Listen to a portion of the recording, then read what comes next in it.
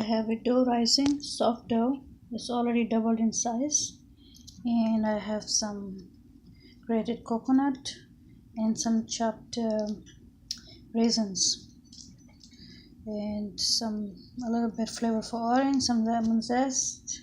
You can see the lemon zest right there.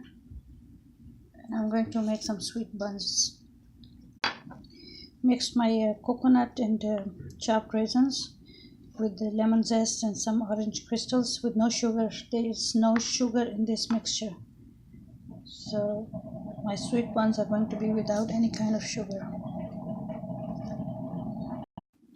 I took the dough out. At this point, it's very light and fluffy, and I'm folding it.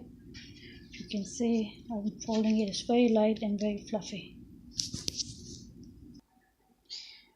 Alright, so I'm going to make 6 buns out of it. I will put the filling in the middle and then let them rise again. Okay, I flattened one and I'm going to put the filling in it. Okay, here is the filling. Gently folded it like an envelope. The filling is in the middle, and like an envelope I folded it.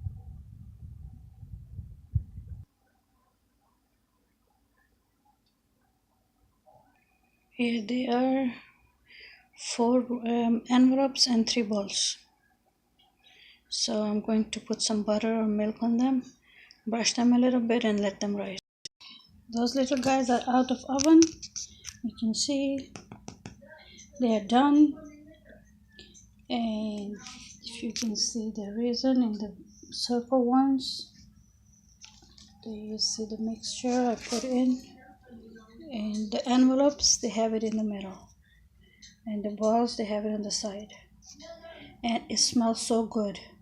The citrusy smell of lemon and the orange crystal, it's just wonderful. All right, we are ready for breakfast. Please do come and join us. Here you go. Yummy, yummy, yummy. All right, those are my breakfast buns.